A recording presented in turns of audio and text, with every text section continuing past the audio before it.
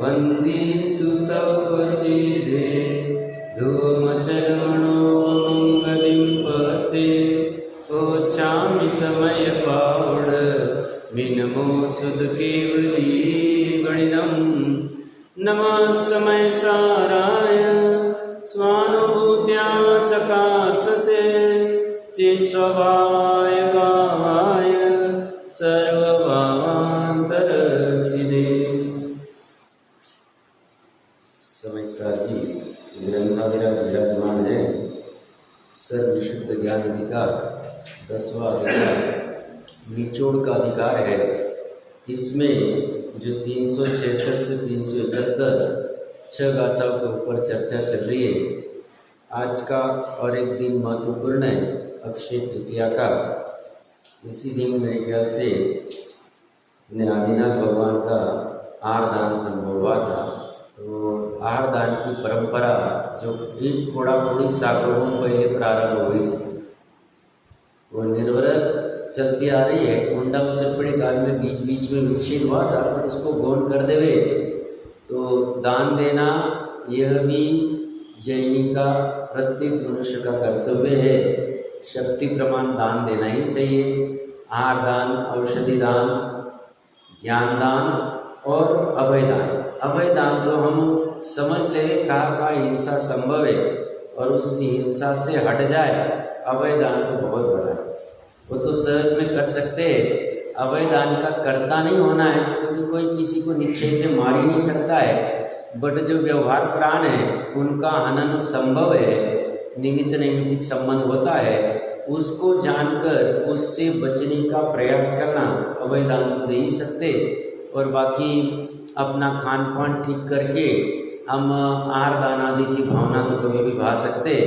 और ज्ञान दान तो अनेक प्रकार है। उसमें स्वयं पढ़ना, अपनी आत्मा को ज्ञानमय, जो ज्ञानमय आत्मा है। कल क्या पढ़ रहे थे, कर्तव्य क्या है?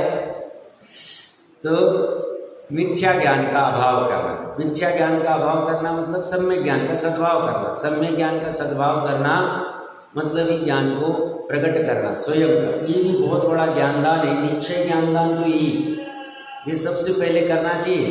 और ये थोड़ा बहुत शक्ति प्रमाण हो जाए तो सहज में लिखना, लिखवाना, छपवाना आदि आदि, पढ़वाना आदि आदि, सब ज्ञानदान के भेद फिर आ जाएंगे। वो भी सहज में कहीं सहयोग मिले तो करने योग्य। तो ये चारों प्रकार के दान के तीर्थ की प्रारंभ श्रेयांश राजा ने की थी आज के दिन में। मतलब दातार की अपेक्षा से श्रेयांश राजा, पात्र की अपेक्षा से आदिनाथ भगवान। और कितना 7 माह 15 दिन या जो भी काल तक वह हर रोज गमन करते थे आहार के लिए। 6 माह तो किया ही नहीं, उसके उपरांत जितना भी था वो उतने काल किया नहीं था। तो कल भी हम चर्चा कर रहे थे, हमारा कर्तव्य मिथ्या ज्ञान का अभाव करना है। एक अच्छी बात कही थी। और मिथ्या ज्ञान का नाश कैसे होगा, अभाव कैसे होगा? तो सर्वज्ञ भगवान क्या कहते हैं? निर्विकल्प समाधि के प्रहार से। प्रहार किसका करना, किसके ऊपर करना? हिंसा करनी मंजूर नहीं है। और भाषा हिंसक लग रही है, बट हिंसा है ही नहीं उसमें। वो कहले निर्विकल्प समाधि मतलब शुद्धोपयोग। शुद्धोपयोग में आ गए तुम्हारे मिथ्या ज्ञान का अभाव है। और शुद्धोपयोग में उपयोग शुद्ध कब होगा? जब शुद्ध का लक्ष्य करेगा, शुद्ध को जानेगा। तो कैसा जानेगा? अपनत्व रूप से। शुद्ध उपयोग कब होगा? जब शुद्ध को मानेगा। कैसा मानेगा? अहम रूप से, अपनत्व रूप से। और शुद्ध उपयोग कब होगा? जब लीनता होगी चारित्र की। कैसे? अपनत्व रूप से लीनता होगी। अभी अपनत्व रूप से लीनता किस में हो रही है? 5 इंद्रिय के विषयों में। और अब कब होगी, कैसे होगी?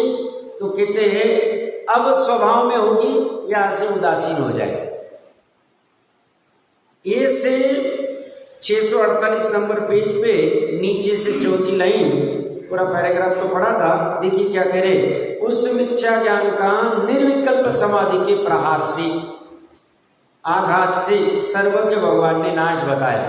आज तक अनंत जीवों ने मिथ्या ज्ञान का अभाव इसी प्रहार से किया है और दूसरा कोई शस्त्र नहीं है ही नहीं। दूसरे शस्त्र से वो मिथ्या ज्ञान का नाश होगा ही नहीं। मिथ्या ज्ञान का नाश करने के लिए सिंपल टेक्निक क्या, उन्होंने ही नहीं लिखा मिथ्या ज्ञान का नाश करने के लिए आप 50 शास्त्र पढ़ो, जैन धर्म के शास्त्र ही पढ़ो, यही करो वही करो, कुछ भी नहीं। निश्चय उपाय है, व्यवहार से ये सब कहने में आएंगे। तुम्हें शादवाद रूपी जिनवानी पढ़नी पड़ेगी, उसके ऊपर विचार करना पड़ेगा, आदि आदि आदि आदि, ये सब पहले चलेंगे। आगम का सेवन, परापर गुरु का उपदेश, युक्ति का आलंबन, ये व्यवहार के, इन सब को पार करके स्वसंवेदन, जिसे निर्विकल्प समाधि कह रहे हैं, उस निर्विकल्प समाधि से ही मिथ्या ज्ञान का अभाव होगा और कोई अन्य प्रहार से उसका अभाव होगा ही नहीं, वहां नहीं हो सकता नहीं। तो हमारे जैसे वैज्ञानिक खोज बुद्धि वाले जीवों का कर्तव्य क्या है, निर्विकल्प समाधि क्या होती है, निर्विकल्प मतलब क्या, समाधि मतलब क्या। जैसे अन्य मच्छी भाइयों में महाराष्ट्र आदि में रहते, समाधि ले ली उन्होंने, अन्य मच्छी भाई के चलते 363 मत में इसी समाधि है क्या। हमारी समाधि का स्वरूप समझना पड़ेगा, हर चीज का स्वरूप समझना पड़ेगा लक्षण से। तो यहाँ अपना कर्तव्य है, अगर मिथ्या ज्ञान का अभाव एकमात्र निर्विकल्प समाधि से ही होगा, तो निर्विकल्प क्या है, समाधि क्या है, कौन करता है, कहाँ करता है, कैसे करता है, कब करता है, ये पूरा फिर उसका एनालिसिस होगा। इसकी खोज भी चलती जाएगी, कब तक, जब तक निर्विकल्प समाधि नहीं हुई। कल हमने क्या पढ़ा था, जितने समय तक निज शुद्ध आत्मा को आत्म बने से नहीं जानता और 5 इंद्रिय विषय पर द्रव्य को पर बने नहीं जानता है, उतने काल तक मिथ्या ज्ञान रहेगा, राग द्वेष परिणमिति होगा, अज्ञान दशा रहेगी। उपाय बहुत सरल है, बस वो ज्ञान चक्षु से पकड़ में आना चाहिए। उपाय क्या, इतना सा, मिथ्या ज्ञान के नाश का उपाय। और मिथ्या ज्ञान नाश हुए बिना श्रद्धा सम्यक होगी नहीं, अविनाभावी है। कभी श्रद्धा को कहते, कभी विज्ञान को कहते, कोई बाधा नहीं, दोनों एक ही समय में होते हैं। और तब तक चारित्र सम्यक नहीं होगा और ये तीनों की एकता नहीं होगी, मोक्ष मार्ग प्रारंभ नहीं होगा। मोक्ष मार्ग का प्रारंभ भी तीनों की गट्टी जमती। कोई कहेगा चारित्र क्या हुआ, अनंतानुबंधी का अभाव था, ये चारित्र हो गया, चौथे गुणस्थान। ये प्रारंभ होगा और पूर्णावती भी तीनों की हाईएस्ट लेवल आ जाएगी, चारित्र की हाईएस्ट लेवल आएगी, श्रद्धा की तो चौथी में आ सकती। तो कुछ भी करके मिथ्या ज्ञान का अभाव करने के लिए निर्विकल्प समाधि को प्रकट करना है। और निर्विकल्प समाधि मतलब कोई दुनिया से टूट नहीं जाती, चौथे गुण स्थान वाला टूटता नहीं, कुछ नहीं होगा। एकांत में जाके 3 लोग 3 काल को पर द्रव्य में पर में खड़ा कर दिया, बाहर कुछ भी नहीं किया, अंदर हो गया घटना। और उससे फायदा क्या होगा साहब, डर लगता है, डरने की क्या जरूरत है, उसमें तो सुखी सुख उत्पन्न होने वाला, अनाकुल सुख उत्पन्न होने वाला, उसमें दुख का सब परेशानी हट जाएगी। और है उस परिस्थिति में अनुकूलता रहो या प्रतिकूलता में बैलेंस आ जाएगा। इसलिए ऐसे निर्विकल्प समाधि प्रकट करने की भावना मानी चाहिए। वो प्रकट करने के लिए जो कुछ स्वाध्याय आदि करना पड़ेगा वो करना चाहिए, और वो निर्विकल्प समाधि का निर्णय करने के लिए तत्व चिंतन करना चाहिए, तत्व विचार करना चाहिए। कैसी होगी, इसी कैसी करते होंगे अनंत जीवों ने खोज भी किया। पूरा साइंस है, साइंस से हटे ही नहीं हम, वितराग विज्ञान है, बस समझते आना चाहिए। ये आउटडेटेड नहीं है, ये हमेशा अनादि काल से अपडेटेड है। ये ज्ञान कभी भी आउटडेटेड होगा नहीं, ना सर्वर सिद्धि में आउटडेटेड होगा, ना महाविधि क्षेत्र में आउटडेटेड होगा। ये तो यहाँ पे छठवें काल में आउटडेटेड कहा जाए, वहां नहीं, इसी की डंका चलेगी। सुखी जिसको होना है इसी को ग्रहण करना पड़ेगा, और कोई ग्रहण करने योग्य नहीं विश्व में। इस ज्ञान को इस समाधि को, इस शुद्धोपयोग को, और समाधि शुद्धोपयोग और ज्ञान कुछ नहीं, त्रिकाली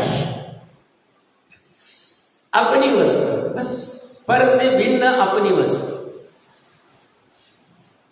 ये मिथ्या ज्ञान के नाश का, और वो जैसे आचार्य देव कह रहे, प्रामाणिक आचार्य, या कोई काट नहीं, या कहेंगे नहीं साहब जयचंद जी इनकी बात हम नहीं मानते, और वो कह रहे, सर्वज्ञ कह रहे, क्या कह रहे, नाश करने का एक ही उपाय, एक प्रहार करो, बीच में वो प्रज्ञा चेनी का प्रहार करना है। कहां? निर्विकल्प समाधि रूप में। हमने पर द्रव्य में कुछ भी किया नहीं, पर द्रव्य में काम किए बिना ही काम होने वाला है। पर द्रव्य को कोई छेड़ने की जरूरत नहीं, कोई उससे झगड़ा करने की जरूरत नहीं है, कोई उससे टूटने की जरूरत नहीं, कुछ भी करना नहीं, अपनी परिणति में काम होने वाला है। इतनी स्वाधीनता दीदी, और फिर ये काम अंदर चलता रहेगा, बाहर में कर्मों का नाश होना है हो जाए, काया का जो कुछ होना है हो जाए, काया का हो जाए मतलब सिद्ध अवस्था प्रकट होती तो काया का भी नाश हो जाता है, और 5 इंद्रिय के विषय 6वें गुण स्थान तक रहते। क्यों 5 इंद्रिय? 5 इंद्रिय विजय उनका है 28 मूल गुण में, बट 5 इंद्रिय के विषय तो उनकी भी तो लगेंगी, जो भूमिका होगी उनके उस अनुसार। 7वें गुण स्थान से 5 इंद्रिय के विषय की कोई विकल्प ही नहीं है। 7वें गुण स्थान से अप्रमत्त अवस्था है, 5 इंद्रिय के विषय प्रमत्त अवस्था में होते, प्रमत्त अवस्था में उपयोग पूर्वक 6वें गुण स्थान तक होंगे। तो इनका नाश करने के लिए हमें कुछ नहीं करना। 7वें गुण स्थान में शुद्ध उपयोग करते हैं, शरीर का तो वहां पे 4थे शुक्ल ध्यान का पाया रचते है, सिद्ध अवस्था शरीर का नाश हो जाता है। और मिथ्यात्व आदि का नाश करने के लिए अपना शुद्धात्मा का लक्ष्य करना है। तो ये कह रहे मिथ्या ज्ञान का निर्विकल्प समाधि के प्रहार से सर्वज्ञ भगवान ने नाश बताया। कर्तव्य मिथ्या ज्ञान का नाश करना है, और मिथ्या ज्ञान का नाश निर्विकल्प समाधि से होगा। इसलिए सर्वज्ञ भगवान कहते हैं अपना कर्तव्य निर्विकल्प समाधि प्रकट करना। मिथ्या ज्ञान का ही नाश नहीं, अभी तो मिथ्या दर्शन का भी नाश का है। एक का हो गया तो दूसरा हो ही जाएगा। उसी तरह मिथ्या चारित्र का भी घात का है। ये तीनों का घात करने, सब जैनी हिंसक भाषा बोलती नहीं, हिंसा कैसे करने लगे घातवाद का? अरे घात करना मतलब उसको उत्पन्न ही नहीं होने देना। हमारी पूर्व पर्याय में मिथ्या दर्शन, मिथ्या ज्ञान, मिथ्या चारित्र उदय में आया था, उत्पन्न हुआ। आगे की पर्याय में हमने उसको उत्पन्न होने नहीं दिया, ये उसका घात। तो सब कैसे होने नहीं दिया? हमने उसको कुछ नहीं किया, हमने बस ज्ञान में जो जैसा वस्तु स्वरूप वो जान लिया। मतलब पर को पर रूप जाना, स्व को स्वरूप जाना, पर के लक्षण जाने, स्व के लक्षण जाने, स्थायित्व क्या होता है वो जाना।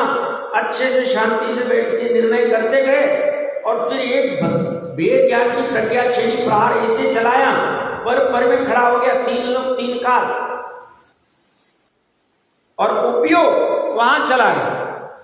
कौन? ज्ञान उपयोग। ज्ञान उपयोग स्वभाव तरफ चला गया। स्वभाव तरफ चला गया मतलब स्वभाव जहां वही उत्पन्न होता है, अब तक जान ही रहा था, अब उसने पूरे त्रिकाली को ग्रहण कर लिया।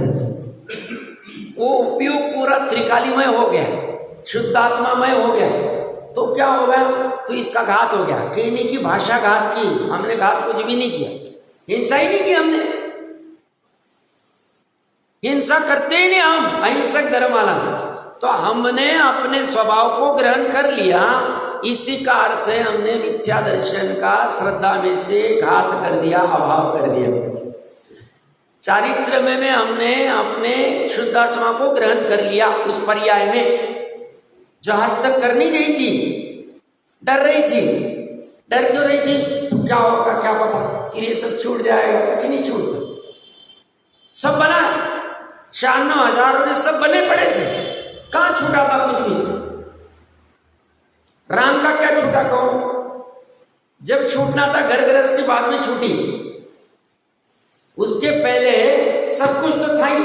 अयोध्या भी थी, जंगल भी था, रावण भी, सब कुछ हुआ। छूटा क्या? कुछ नहीं छूटता, अंदर से छूट जाता। अंदर से छूटने की कला है जैन धर्म, उपादान से।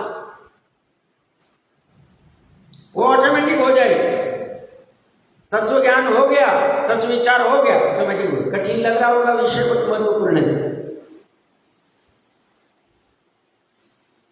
बाहर कुछ भी नहीं करना, बाहर छोड़ने के हम काम ही नहीं करते। वो छूटना है जब छूट जाए।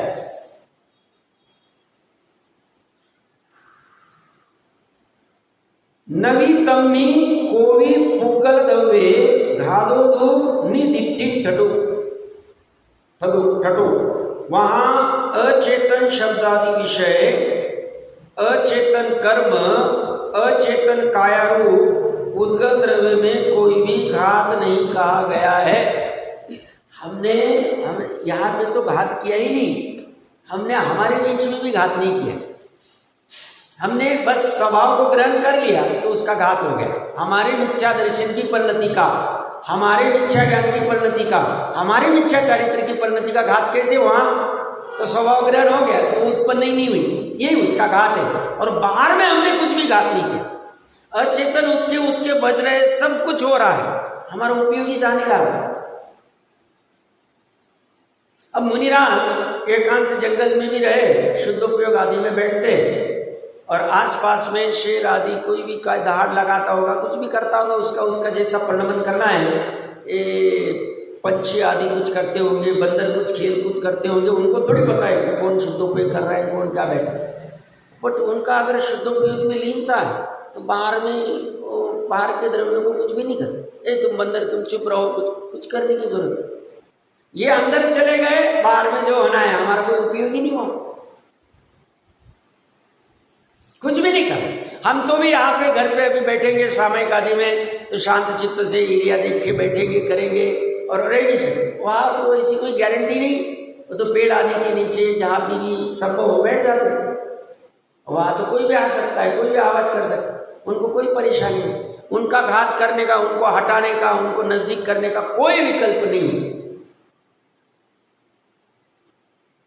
सारांश क्या कह रहे हैं? परद्रव्य में कुछ भी करने योग्य नहीं, परद्रव्य की सब अभी छोड़ दो।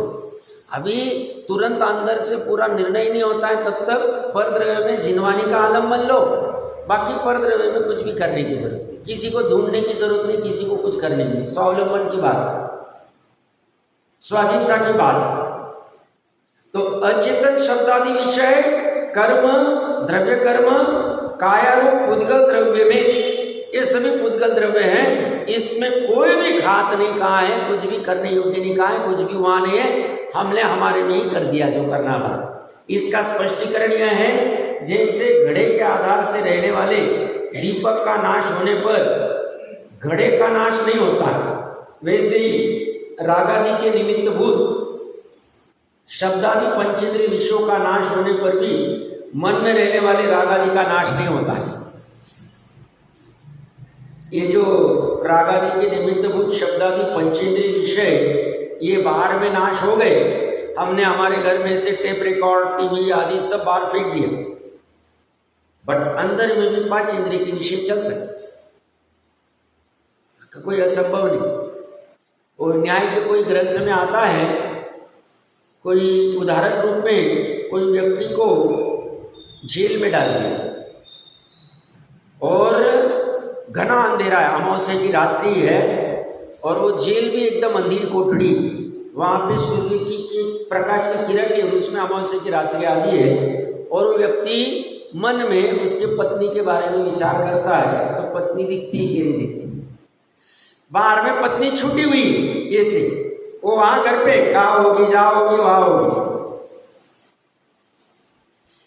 तो बाहर के विषय का घात होने से अंदर छूट जाएगा जरूरी नहीं, अंदर का छूटना अलग है। ये कह रहे हैं अंदर का छोड़ो, तो बाहर में कुछ भी मत करो, बाहर की पॉलिसी कुछ काम की नहीं।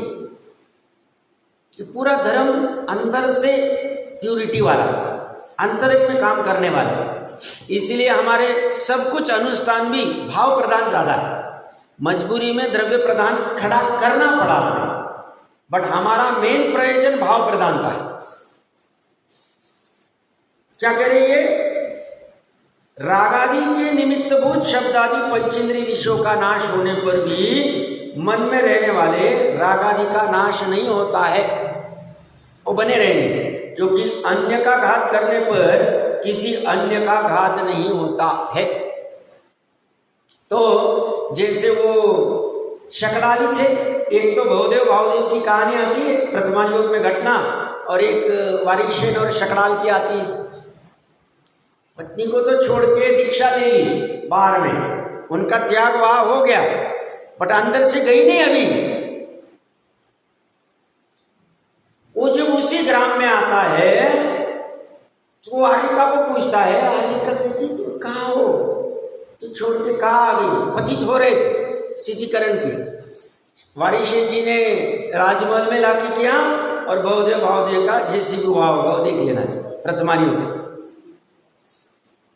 तो बाहर का छूटने से अंदर छूट जाएगा जरूरी नहीं, अंदर का स्वयं को ही तोड़ना पड़ेगा, उसका घात स्वयं ही करना पड़ेगा, उसका अभाव स्वयं ही करना पड़ेगा। इसलिए कोई मुझे कितना भी उपदेश दे देवे, जिनवानी कितना भी उपदेश दे देवे, बट अंदर से मैं इसका ये त्याग करने योग्य है क्या? मिथ्या दर्शन, मिथ्या ज्ञान, मिथ्याचारित्र, इसी की चर्चा चल रही, यही मेन है, महत्वपूर्ण है। ये मुझे फील ही नहीं हुए, मैं क्यों त्याग करूं? परद्रव्य के प्रति राग द्वेष करना अच्छी बात नहीं है, मोह करना अच्छी बात नहीं है, यही संसार का कारण है। ये मैं 50 बार पढ़ लूँ, कोई मुझे 50 बार उपदेश दे देवे, और मैं अंदर से कुछ टस से मस नहीं हूँ, मैं स्वयं इसका निर्णय नहीं करूँ किस अपेक्षा से ये मोह राग द्वेष कर्म बंधन के कारण है, कर्म बंधन किस अपेक्षा से दुख के कारण है, दुख जीव को किस अपेक्षा से अच्छा नहीं लगता है, सुखी होने का उपाय क्या है, कर्म बंधन का नाश ही सुखी होने का उपाय, तो कर्म बंधन नाश कैसे करते हैं, ये अच्छे से समझू नहीं राग आदि मोह आदि का अभाव करके, और उसके लिए स्वयं जो राग जमा किया उसी को तोड़ू नहीं, तो अनंत काल तक टूटे नहीं, अनंत काल तक टूटे। और मैं ठान लूं, मैं मतलब प्रत्येक जीव की चर्चा कर रहा हूं, मैं मतलब कोई मेरी बात नहीं अकेले की, मैं ठान लूं अंतर्मुहूर्त में त्याग कर सकते मोहराग सब कमाल स्व उपादान पे।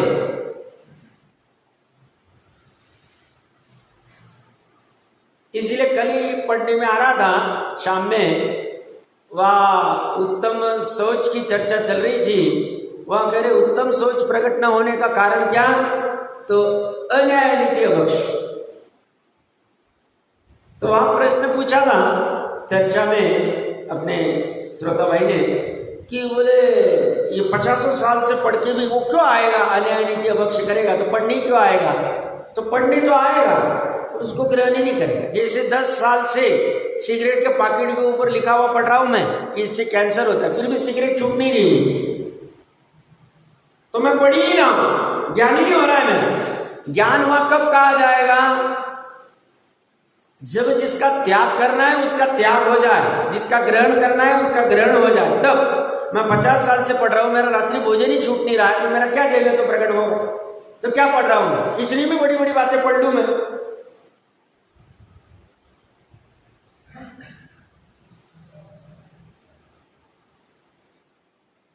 तो पढ़ना कब कार्यकारी कहा जाएगा? जब अभाव होगा। नहीं हुआ तो कुछ भी नहीं, 50 साल क्या करोड़ों बार उपदेश सुने, तो करना स्वयं को ही पड़ेगा उपादान, बाहर से कहने मात्र से, क्योंकि एक द्रव्य दूसरे द्रव्य को करा नहीं सकता। तो ये उपदेश देने वाला इस द्रव्य का कुछ करा नहीं सकता है, उसे भूमिका अनुसार राग आएगा, करना इसी जीव को पड़ेगा उपादान त्याग। प्रत्येक जीव को अपना अपना ही करना पड़ेगा। वो आज करना है तो आज करो, कल करना है तो कल करो, 10 साल बाद करो, 10 भव बाद करो, या अनंत भव बाद करो, जिसका उसका अपना निर्णय। स्वरूप तो ऐसा ही, जब कभी होगा उपादान से ही काम होगा, मोह राग द्वेष का त्याग, और वो कर्तव्य रूप में होगा, पुरुषार्थ पूर्वक होगा। उसके लिए बुद्धि पूर्वक जो करना पड़े वो जीव करेगा पुरुषार्थ से, कि हमें इस चीज से हटना है, इन राग आदि विकल्पों में हमें उलझना नहीं है, ऐसा बुद्धिपूर्वक उसका त्याग करेगा, बुद्धिपूर्वक, अपने स्वयं के कल्याण के लिए, दूसरे के नहीं। तो ये कह रहे हैं राग आदि के निमित्त भूत शब्दादि पंचेंद्रिय विषयों का नाश होने पर भी मन में रहने वाली राग आदि का नाश नहीं होता है, क्योंकि अन्य का घात करने पर किसी अन्य का घात नहीं होता है। वो काल सौरी क्या किसी को श्रेणिक राजा के राज्य में रहता था, भैंसों को मारता था। तो मुनिराज ने कहा, नाम कालसौरी क्या जो भी देख लेना वर्तमान युग से, तो आपके राज्य में एक ऐसा व्यक्ति, बोली हिंसा आदि सब हमने हटवा दी, कोई है? बोले है। तो उसको उठाया, ढूंढा और उसको अंधकूप में नीचे रख दिया। उसको भोजन वहां प्रोवाइड करते थे और वहां क्या करता था, वो मिट्टी के भैंसे बना के उनको तोड़ते। परिणाम चलते रहे। फिर वापस मुनिराज को पूछा, सैनिक राजा ने, बोले अभी भी काम चल रहा है। जाके देखा मिट्टी के भैंसे तोड़ रहा है। तो ये परिणति जीव की हमें स्वयं से निकालनी पड़ेगी, उपादान पे ले लेना चाहिए। एक तो पहले निर्णय होना चाहिए, मोह राग द्वेष मेरे लिए सुखदायी की दुखदायी। ज्ञानी जीव दुखदायी कहते हैं, मुझे निर्णय करना मुझे सही नहीं दुखदायी लगते, और दुखदायी है तो इसका नाश, इसका घात उपादान से होगा कि निमित्त से होगा, ये निर्णय करना पड़ेगा प्रत्येक जीव को अपना। उपादान से होगा तो कैसे होगा, पर्याय में होगा कि द्रव्य में होगा कि गुण में होगा? बोलते गुण और द्रव्य में कोई मोह राग द्वेष नाम की चीज ही नहीं, दिखती ही नहीं हमें। बोले पर्याय में कब तक दिखती है? जब तक अज्ञान दशा है। उस अज्ञान दशा का अभाव हो जाए। अज्ञान दशा का अभाव कैसे होगा? तो निज शुद्ध आत्मा को आत्मपने से जानने से होगा। इतना भर काम, ये निचोड़ है पूरे जिनवानी। इतना काम कर ले हमारा मोक्ष मार्ग प्रारंभ निश्चय से करे तो, और इतना काम न करे और बाकी हजारों काम कर ले धर्म के नाम पे तो भी काम नहीं होगा। पुण्य होगा कि नहीं साहब? होगा, भाव के अनुसार होगा। पुण्य का लोभ होगा तो पाप बंद नहीं होगा, और पुण्य का लोभ नहीं है बट धर्म मान के करता जा रहा है। जो भी कुछ होगी परिणति उतने उतने अनुपात में। सोचो विचित्रता कैसी है, ये पुण्य कर्म जो द्रव्य पुद्गल के है जड़, तो उनको कैसे पता चल जाता है? पता चल जाता है मतलब ज्ञान नहीं, मैं तो कल्पना कर रहा हूं कि यार इसने ऐसा भाव किया और इतने अनुपात में इसको बंद होना, कैसे भाव? विचार करना करो, एक उसी समय हो जाए, अगला समय भी लगता है।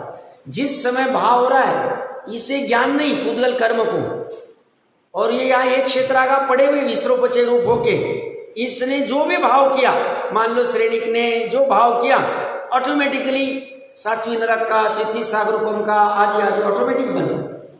उनको कैसे ज्ञान हो? उसी समय हो, अगले समय भी नहीं, एक समय भी विचार नहीं करते। पूर्व कर्म का उदय, जीव का वो राग द्वेष का भाव और नवीन कर्म का बंध, तीनों एक साथ होते एक समय में। प्रत्येक जीव के हो रहे, संसारी जीव की बात करें, वहां छुटकारा कोई नहीं। इससे डरना चाहिए, इसका डर अच्छा है कि नहीं हम ऐसे भाव कर लेंगे, प्रणाम करेंगे, हमारे बंद हो जाएंगे, हमें काम नहीं करना। ऐसा करे तो हम बहुत बच जाए, और ये डर अच्छा। भय वैसे संज्ञा अच्छी नहीं, बट किसी अपेक्षा से ठीक कही। पाप की अपेक्षा से बचने के लिए, पाप से लिप्त नहीं होना है, तो ये अच्छी। ये पांच इंद्रिय के विषय का नाश होने पर भी मन में रहने वाले राग आदि का नाश नहीं होता है, क्योंकि अन्य का घात करने पर किसी अन्य का घात नहीं होता है। पुद्गल का पांच इंद्रिय विषय का घात करने पर उसका नहीं होता। अब ये हर जगह लगा लो। हम क्या करते हैं, जैसे ये अपना भाई है, लड़का है, कोई भी, मेरे को कोई व्यक्ति विशेष से देना नहीं, बाहर क्या चलता है देखना अपना क्या। हम क्या करते हैं, ये इसको 98% आने के लिए, इसका वो पर्टिकुलर एग्जाम पास होने के लिए, ये होशियार होने के लिए हम अच्छा क्लास लगा देंगे, उसको एसी लगा देंगे, बाहर अच्छे बुक्स लेके आ जाएंगे, अच्छे फ्रेंड्स लेके आ जाएंगे, उसको हर रोज 2 बार जूस पिलाएंगे, कुछ भी करेंगे। हम कहेंगे ये सब करके इसका ज्ञान हो जाएगा। ब्रह्म नहीं करना, मैं ऐसा नहीं कर, भूमिका अनुसार तुम करो, बट ये बाहर में कर दूंगा पर द्रव्य में, तो इसका यहाँ ज्ञान बढ़ जाएगा, गड़बड़ वाला का। ये नहीं करूंगा तो ज्ञान का घात हो जाएगा, और ये हो जाएगा तो हो जाएगा एकदम भ्रम। और फिर इस भ्रम में पूरी दुनिया चल रही, पूरा मार्केटिंग चल रहा, इसी भ्रम में फिर वो माँ बाप भी इतने स्वप्न रचे हुए हैं, भागते बेचे। मैं नहीं करना ऐसा नहीं कर रहा हूँ, आजीविका के लिए करो भैया, तुम्हारे जैसा, मैं उसमें कोई छेड़छाड़ी काम अपना नहीं। श्रद्धा की चर्चा चल रही, मान्यता में क्या रहना चाहिए, ये इसी को कह रहे। एक द्रव्य के घात से दूसरे द्रव्य का घात नहीं होता है, एक द्रव्य के सद्भाव से दूसरे द्रव्य का सद्भाव नहीं होता है। या जूस पिला दूंगा तो इसका ज्ञान बढ़ जाएगा, या ये क्लासेस लगा दूंगा तो इसका ज्ञान बढ़ जाएगा, 5 लाख रुपए की स्कूल कर दूंगा तो इसका ये हो जाएगा। हमने ये मार्केट में प्राइस बढ़ाएगा, हम ही इसी में दुखी हो रहे, हम रिस्पॉन्सिबल, हम मतलब सभी जी काल के प्रभाव से सबका होने वाला, उनको तो समझा नहीं सकते, हम तो समझ ही सकते, क्योंकि हम जिनवानी का आधार ले रहे, समझदार है, समझने योग्य बात। अब पंचम काल में तो ये और बढ़ने हो, ये तो विकट परिस्थिति हो, या जो भी थोड़ा प्रेशर कम है, हम छोटे से टाउन में रहते, बड़ी सिटीज में जाओ सब प्रेशर में ही, प्रेशर कुकर ही लगा के बैठे, सिटी होती जा रही है, वो प्रॉब्लम खड़ा हो रहा। आयु इतनी सी, दुखमा काल का, इसलिए बचना चाहिए, ज़्यादा उलझना नहीं चाहिए। ठीक है, आ गए गलती से पंचम काल में, बट उपाय ढूंढना चाहिए कि इसमें हम कैसे काम कर जाए, कल्याण कर ले। आप जितना कर सकते बेस्ट में बेस्ट, उसके लिए प्रयास करना चाहिए, उसके लिए डरने की जरूरत नहीं है। हमें इतनी स्वाधीनता दे रही है, इतना हमारे सामर्थ्य की बात कर रहे हैं, महिमा कर रहे हैं, हमें भयाक्रांत होने की जरूरत नहीं, हमें एकदम उत्साहित होने की, प्रसन्न होने की जरूरत है। ऑल इज वेल, अंदर में सब वेल है, अच्छा है, और ऐसा करके प्रारंभ करें। ठीक है, अनुभूति में समय लगेगा, लगने दे, कोई बात नहीं इसमें। तो यह कह रहे अन्य का घात करने पर किसी अन्य का घात नहीं होता है। किस कारण से किसी अन्य का घात नहीं होता है? क्योंकि ऐसा होने में अति प्रसंग का दोष आता है। जीवस्य जे गुना केई नत्थी ते खलु परिसु दव्यसु, क्योंकि जीव के जो कोई भी सम्यकत्वादि गुण है वे परद्रव्य में शब्दादि विषयों से स्पष्ट रूप से नहीं होते। शब्द आदि जो परद्रव्य पांच इंद्रिय के विषय कर्म, उसमें सम्यकत्वादि नहीं है। तो तम्मा सम्मा दिट्ठी ठस नत्थी रागो दु विषयेषु, इस कारण से निर्विषय स्वशुद्धात्मा भावना से उत्पन्न सुख से तृप्त सम्यक दृष्टि के विषयों में राग नहीं है। बाहर में स्पष्ट रूप से सम्यकत्वादि गुण नहीं है, और ये जो सम्यक दृष्टि है इसको विषय में राग क्यों नहीं है? क्योंकि तृप्त हो गया है। किससे तृप्त हुआ है? सुख से। कहां से मिला सब सुख? कौन से मार्केट से लाया? अपना ही मार्केट, एक ही मार्केट, एक जीव के लिए एक मार्केट।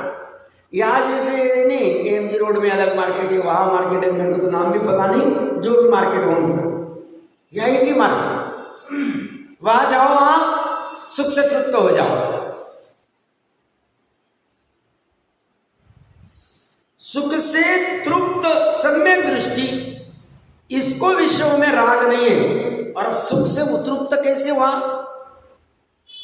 तो बोलते हैं निर्विषय स्वशुद्ध आत्मा की भावना से उत्पन्न सुख से तृप्त हुआ। ये सुख कहां से उत्पन्न हुआ?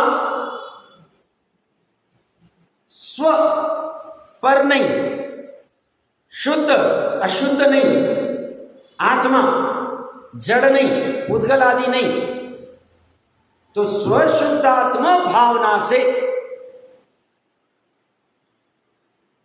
और ये स्वशुद्धात्मा भावना कैसा है?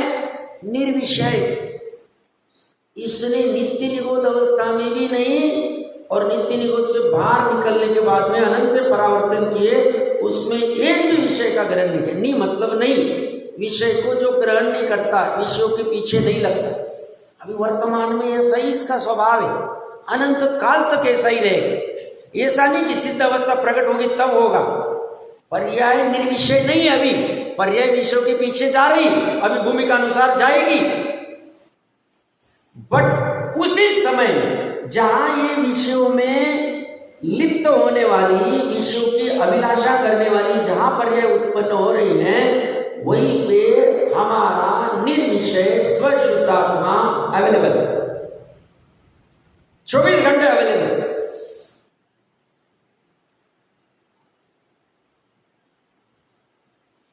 365 डेज, इसको कभी छुट्टी नहीं होती। निर्विषय अपने स्वभाव से परिणमित हो रहा है, पर्याय विकार अपने स्वभाव से कर रही है, बट हमें उससे दुख होता है पर के तरफ विकार करने से, और दुख हमें अच्छा नहीं लग रहा है और हम सुखी होने का उपाय खोज रहे हैं, इसीलिए जिनवाणी के पास आए, और दूसरा कोई कारण नहीं हमारा। हम बहुत स्वार्थी, और स्वार्थी होना ही चाहिए। तो उस स्वार्थ का वो कह रहे तुम्हें अगर सुखी होना है, आत्मा का कल्याण करना है, कल्याण मतलब ही सुख, मोक्ष मतलब ही सुख, मोक्ष मार्ग मतलब सुख, सब सुख की तरफ ही लेके जा रहे हैं। सुख के अलावा और कोई प्रयोजन रखना ही मत। और सुख क्या है? जीव की अवस्था। सुखी होने के बाद अपने आप पता चल जाता है, दुखी होने के बाद भी पता चल जाता है कि आज मजा नहीं आ रहा है, आज मजा आ रहा है।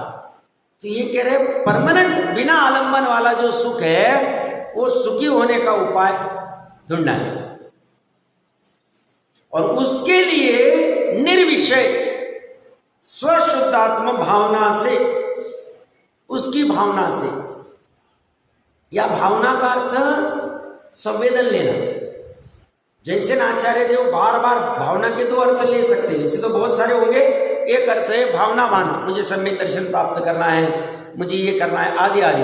बट यहाँ सुख से तृप्त हो रहा है, वो सुख उत्पन्न हो रहा है, तो वो आत्मा का संवेदन बिना होगा ही नहीं। विकल्प अवस्था में होता नहीं, होने लग जाए तो विकल्प तो द्रव्यलिंगी मुनिराज भी कर रहे, बट उनके सुख से तृप्त नहीं हो रहे, उनके आत्मिकता जनित सुख का है, मिथ्यात्व अवस्था ही का है। तो यह भावना का अर्थ उस स्वशुद्धात्मा का संवेदन लेना, अनुभूति लेना, प्रतीति लेना, उससे उत्पन्न सुख से तृप्त सम्यक दृष्टि। अब जब इस सुख से जब तृप्त हो जाएगा, वो क्यों चाहेगा? जो अमृत पान कर चुका है उसको हम कहेंगे ये खांडसरी या शक्कर से बनाया हुआ दूध पिलाया, कहेगा नहीं। अमृत भोजी कवलार करें। अन्यमति भाई कहते अपने जैन में भी श्वेतांबर बयादी कि स्वर्ग आदि के देव शराब पीते, अमृत भोजी होते हैं ये अवर्णवाद है। ऐसे ही जो जीव अपने स्वशुद्धात्मा के भावना से उत्पन्न सुख से तृप्त हो गया है, वो पांच इंद्रिय के विषय के पास क्यों जाए? एक तो उसके पास है नहीं वो सम्यकत्वादि गुण, उसके पास सुख भी नहीं, इसे भ्रम से लग रहा। और जब वो स्वयं से उत्पन्न सुख, और वो अनाकुल वाला है, नवीन कर्म बंधन कराता नहीं, संसार बढ़ाता नहीं, संसार से मुक्त कराता है, मोक्ष मार्ग में आगे बढ़ाता है, इससे इसकी सुंदर क्वालिटीज है। जब ये मुझे सुपर क्वालिटी का मिल गया, इसकी जैसी और क्वालिटी नहीं, तो मैं उन पांच इंद्रिय विषयों के पास क्यों जाऊं जो मुझे संसार बढ़ाएंगे, कर्म बंधन कराएंगे, दुखी कराएंगे, परावलंबन कराएंगे? मैं क्यों जाऊं? उनकी रक्षा करने में मुझे आकुलता होगी, कितने प्रेशर होगा मुझे। तो मैंने जान लिया उसका कोई काम नहीं, छोड़ो। ज्ञान किया, छूट गए। ज्ञानी प्रत्याख्यान है। आज का होमवर्क क्या? स्वशुद्धात्मा की भावना से सुख का अमृत झरता है, झर सकता है। क्या हो गया पड़ा हुआ, दिख क्यों नहीं रहा, प्रकट क्यों नहीं हो रहा? और प्रकट हो सकता है तो कैसे हो सकता? ये कह रहे हैं ये निर्विषय स्वशुद्धात्म भावना से उत्पन्न सुख से तृप्त सम्यक दृष्टि के विषयों में राग नहीं। रागो दोषो मोह जीवस दूजे अनन्न परिणामा, क्योंकि राग द्वेष मोह अज्ञानी जीव के अशुद्ध निश्चय से अभिन्न परिणाम है, ज्ञानी जीव के होते नहीं है। एदेन कारणेन दुःशब्दादिषु नत्ति रागादि, इस कारण से अचेतन शब्दादि मनोज्ञ अमनोज्ञ पंचेंद्रिय विषयों में यद्यपि अज्ञानी जीव भ्रांति ज्ञान से रागादि कल्पित करता है, भ्रांति हुई है, रागादि कल्पित करता है। राग क्यों कर रहा है? क्योंकि इससे भ्रांति हो गई, इससे सुख मिलता है। द्वेष क्यों कर रहा है? इससे भ्रांति हो गई, इससे दुख मिलता है। इसलिए द्वेष करता है। शत्रु में द्वेष करता है, मित्र में राग करता है। मित्र और शत्रु नाम की कोई वस्तु ही नहीं। चीन लोक में मात्र 6 द्रव्य, तो सब मित्र को छोड़ दे, अभी कुछ नहीं कर। मित्र और शत्रु नाम की कुछ वस्तु होती कि नहीं होती, इसका निर्णय करो। तो ये कह रहे हैं कि ये राग आदि भ्रांति ज्ञान से कल्पित करता है, कल्पना की इसने। मतलब जितने जितने अज्ञानी जीव है सब भ्रांति ज्ञान से कल्पित कर रहे, कल्पना कर रहे 5 इंद्रिय के विषय में। जो हमें रात दिन दिखता है ना, मोबाइल पे देखो, टीवी पे देखो, एडवर्टाइजमेंट पे देखो, सभी ऐसे ही दिखा रहे। हाँ, ये खाया तो कितना मज़ा आ रहा है, ये पहना तो कितना मज़ा आ रहा है। ये जो 5 इंद्रिय के विषय के इतने बैनर लग रहे, इतने टीवियाँ लग रही हैं, इतने व्हाट्सएप इस पे मैसेज आ रहे, ये सब भ्रांति ज्ञान को फैला रहे, भोगवाद को बढ़ा रहे, भोगवाद की संस्कृति। और ये कहता है ये तो परद्रव्य को भोग ही नहीं सकता, और ये स्वद्रव्य को भोगता है तो सुख से तृप्त हो जाता है।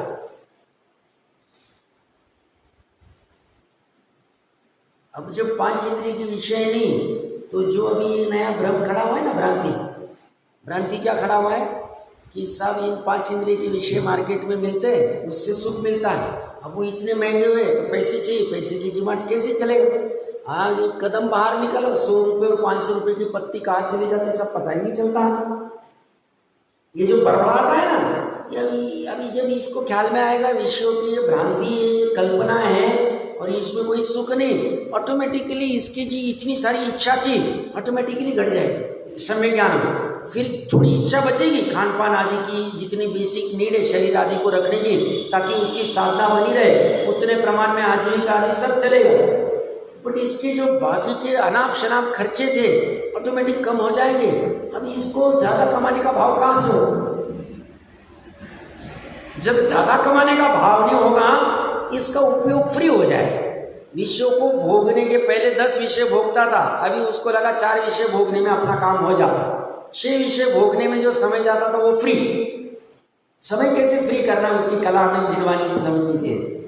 और वो 10 विषयों को प्राप्त करने के लिए धन चाहिए, वो धन के लिए 12-12 घंटे सर्विस करना या जो भी कुछ करना, व्यापार आदि करना, सब इतना पसीना करना, ये करना, सब करना, वो करने में उसका समय जाता था। वो उसको लगा 10 से 4 विषय में मेरा काम हो जाता, 4 विषय के लिए इतने धन में काम हो जाएगा। तो इतना धन न कमाते हुए इतना धन कमाएगा तो उसका जो फ्री टाइम हो गया वो फ्री टाइम ये करेगा, उसका काम हो जाएगा। ये करता नहीं, भूल इसकी, ये डालता दूसरे के ऊपर। सब कर्म का उदय, सब गृहस्थी, आपको क्या समझता है, आप तो फ्री हो गए, आप तो ऐसा हो गए, आपको क्या। भैया थोड़ा बहुत तो हमने भी देखा हुआ है, और जिनवानी कह रही है यथार्थ है। श्रद्धा से तो मानो, हम स्वयं ही अपने राग से हल्के हुए, भ्रांति किए, हमारा ही अज्ञान है। ठीक है, समय लगेगा अभी फ्री होने में, विषयों को घटने में, काया आदि से राग कम होने में, बट ये करने योग्य है। स्व शुद्धात्मा की भावना से ही सुख से तृप्त हो सकते हैं। ऐसा निर्णय करके अपने स्वयं के लिए समय निकाल के भावना, स्वाध्याय, तत्विचार, इसमें प्रयास करना चाहिए। 2-3 लाइन बच्ची को देख के 2 कलश जो है पढ़ के आना। आगे वाला कलश नहीं, उसके आगे वाला कलश बहुत अच्छी वस्तु व्यवस्था की चर्चा करने वाला है, फिर उसकी विस्तार से हम चर्चा करते हैं।